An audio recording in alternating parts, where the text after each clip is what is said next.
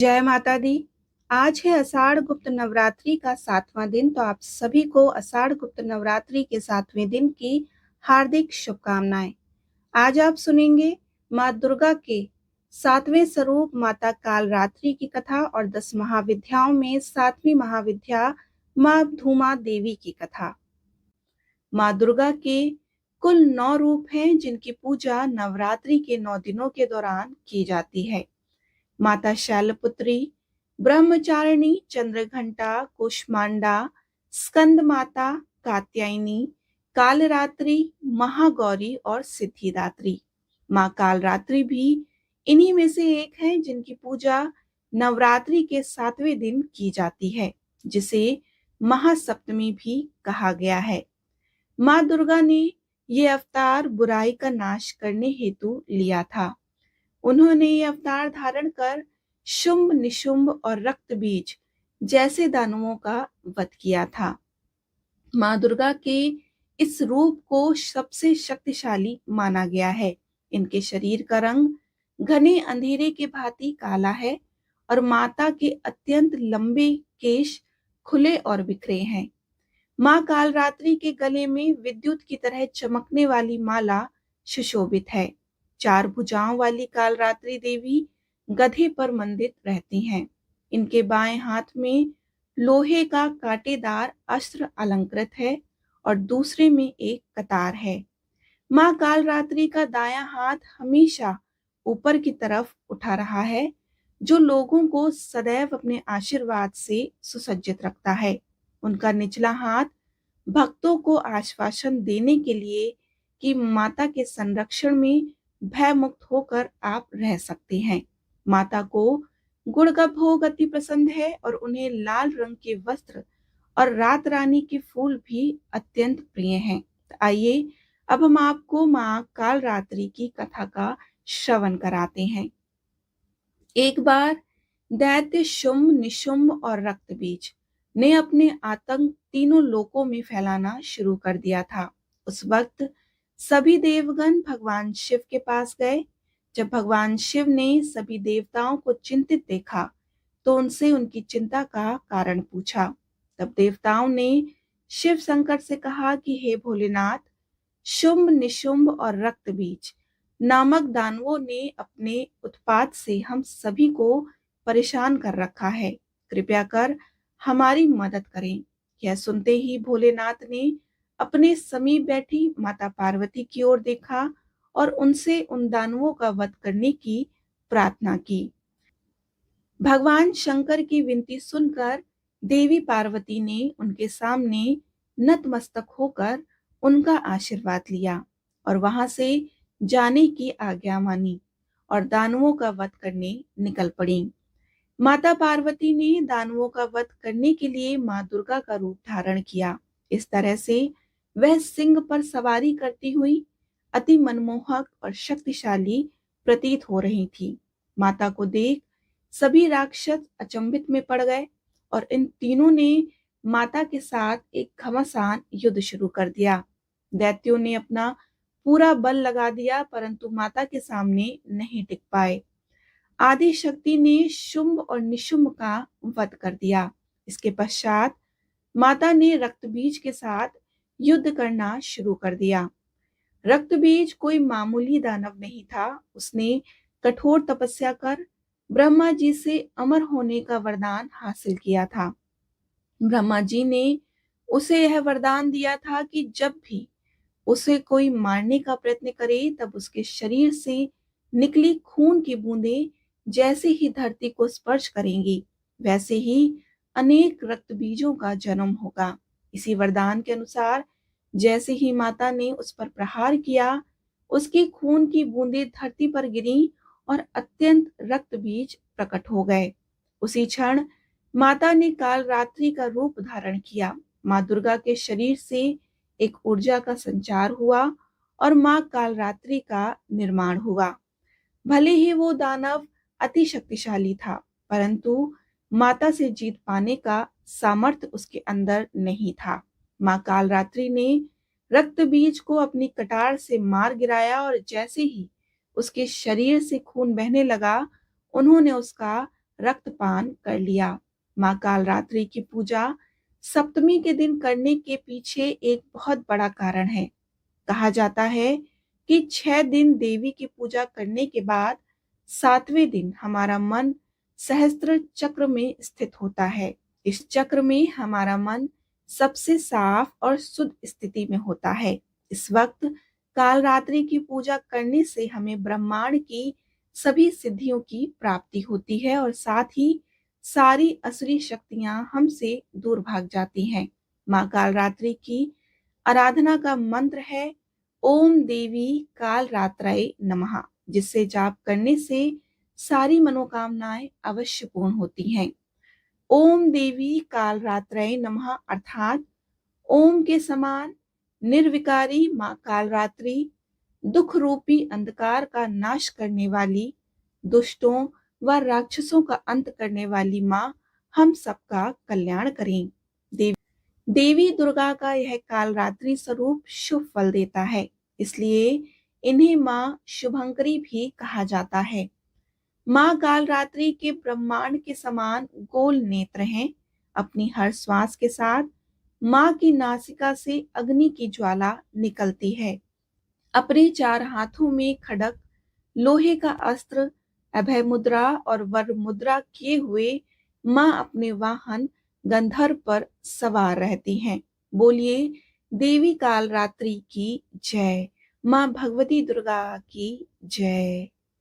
आज हम 10 महाविद्याओं में 7वीं महाविद्या देवी धूमावती के बारे में बात करेंगे कि देवी धूमावती कौन है, उनका स्वरूप कैसा है, उनकी उत्पत्ति कैसे हुई और उनकी साधना से आपको क्या लाभ प्राप्त होते हैं। साथ ही देवी धूमावती की पौराणिक कथा भी आपको सुनाएंगे। देवी धूमावती 10 महाविद्याओं में 7वीं देवी है। देवी धूमावती एक वृद्ध विधवा है जो अशुभ एवं अनाकर्षक वस्तुओं से संबंधित हैं। देवी सदैव भूखी प्यासी रहती हैं तथा कलह उत्पन्न करती हैं। देवी धूमावती के स्वरूप एवं स्वभाव की तुलना देवी अलक्ष्मी, देवी ज्येष्ठा और देवी तृतीय से की जाती है। ये तीनों देवियां नकारात्मक गुणों की सूचक हैं, किंतु वर्ष पर्यंत विभिन्न विशेष अवसरों पर इनकी पूजा अर्चना की जाती है। तंत्र में वर्णित कथाओं के अनुसार एक बार देवी सती के प्रचंड भूख से अतृप्त होने के कारण भगवान शिव को निगल लिया था। तदुपरांत भगवान शिव के अनुरोध के पश्चात देवी ने उन्हें मुक्त कर दिया था। इस घटना से क्रोधित होकर भगवान शिव ने देवी का परित्याग कर दिया तथा उन्हें विधवा रूप धारण करने का श्राप दे दिया। हिंदू पंचांग के अनुसार धूमावती जयंती ज्येष्ठ माह के शुक्ल पक्ष की अष्टमी को मनाई जाती है। देवी धूमावती को वृद्ध एवं कुरूप विधवा स्त्री के रूप में दर्शाया जाता है। अन्य महाविद्याओं के समान वह कोई आभूषण धारण नहीं करती। वह पुराने एवं मलिन वस्त्रों को धारण करती हैं एवं केश पूर्णतः अवस्थित रहते हैं। उन्हें 2 भुजाओं के साथ चित्रित किया गया है और देवी अपने कंपित हाथों में एक सूप रखती हैं तथा उनका अन्य हाथ वरदान मुद्रा अथवा ज्ञान प्रदायिनी मुद्रा में रहता है। वरदान एवं ज्ञान प्रदायिनी मुद्रा को क्रमशः वरद मुद्रा एवं ज्ञान मुद्रा के रूप में जाना जाता है। वह एक बिना अश्व के रथ पर सवार करती हैं, जिसके शीर्ष पर ध्वज एवं प्रतीक के रूप में कौवा विराजमान रहता है। माँ धूमावती के प्राकट्य से संबंधित अनेक कहानियां हैं और अनेक कथाएं अनूठी हैं। पहली कहानी तो यह है कि जब सती ने पिता के यज्ञ में स्वेच्छा से स्वयं को जलाकर भस्म कर दिया तो उनके जलते हुए शरीर से जो धुआं निकला उसे धूमावती का जन्म हुआ। इसलिए वे हमेशा उदास रहती हैं, यानी कि धूमावती धुएं के स्वरूप में सती का भौतिक स्वरूप है। सती का जो कुछ भी बचा रह गया वह है उदास धुआं, इसलिए इन माता को धूमावती कहा जाता है। दूसरी कहानी यह है कि एक बार सती शिव के साथ हिमालय पर विचरण कर रही थीं। तभी उन्हें बहुत जोरों की भूख लगी। उन्होंने शिव से कहा कि मुझे बहुत भूख लगी है, मेरे लिए भोजन का प्रबंध करें। अब शिव ने कहा कि अभी तो कोई प्रबंध नहीं हो सकता। तब सती ने कहा कि ठीक है, मैं तुम्हें ही खा जाती हूँ, और वे शिव को ही निकल गईं। शिव तो स्वयं इस जगत के सर्जक हैं और परिपालक हैं, लेकिन देवी की लीला में शामिल हो गए। भगवान शिव ने उनसे अनुरोध किया कि मुझे बाहर निकालो। तब सती ने उन्हें उगलकर बाहर निकाल दिया। अब जैसे ही सती ने बाहर निकाला, भगवान शिव क्रोधित हो गए और क्रोध में उन्होंने सती को ही श्राप दे दिया कि आज और अभी से तुम विधवा रूप में ही रहोगी और विधवा रूप में ही तुम्हारी पूजा होगी। और तभी से वे विधवा हैं। और पुराणों में ये भूख लगना और पति को निगल जाना, यह सब सांकेतिक प्रक्रिया है। यह इंसान की कामनाओं का प्रतीक है जो कभी खत्म नहीं होता, और इसलिए वह हमेशा असंतुष्ट रहती हैं।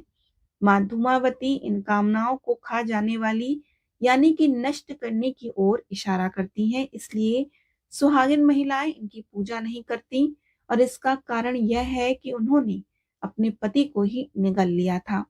इसलिए इनका रूप जो है वह विधवा जैसा है, और इस स्वरूप में यह महिलाओं के लिए पूजनीय नहीं है। यह स्वरूप महिलाओं की ओर से तिरस्कृत है।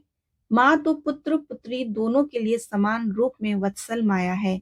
इसलिए इस स्वरूप का दूर से ही महिलाएं दर्शन करती हैं, और माता दूर से ही उन्हें आशीर्वाद देकर उनको सुख और सौभाग्य, संतान, सभी चीजें प्रदान करती हैं। माँ धूमावती की साधना घनघोर दरिद्रता से मुक्ति प्रदान करने हेतु देवी धूमावती की पूजा की जाती है। समस्त प्रकार के रोगों से मुक्ति हेतु देवी धूमावती की आराधना की जाती है। बोलिए माँ देवी धूमावती की जय। अब आप सुनेंगे 10 महाविद्या कवच। हे देवी, मैं महाविद्या कवच का व्याख्यान कर रही हूँ, जो सर्व सिद्धिदायक तथा सभी इच्छित फल को प्रदान करने वाला है। इस कवच का पाठ निश्चित सिद्धिदायक है। यह महाविद्या कवच अति उत्कृष्ट एवं प्रचंड शक्ति युक्त है। कवच पाठ से पूर्व दाहिने हाथ में जल लेकर कवच से संबंधित ऋषि देवता आदि का संकीर्तन आवश्यक होता है। यह प्रतिज्ञा वाक्य कहलाता है। इस महाविद्या कवच में सदाशिव ऋषि हैं, अनुष्ठुप छंद हैं और महाविद्या देवता हैं।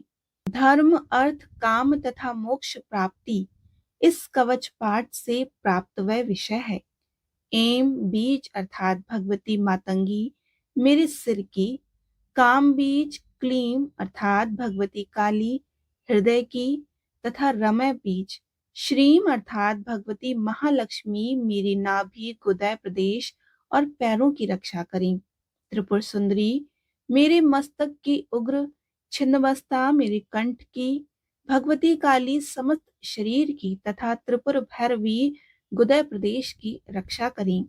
पूर्व दिशा में वाराही, दक्षिण में ब्रह्माणी, उत्तर में वैष्णवी, पश्चिम दिशा में चंद्राणी, पूर्व और दक्षिण का मध्य भाग अग्निकोण होता है, उसमें भगवती महेश्वरी मेरी रक्षा करें।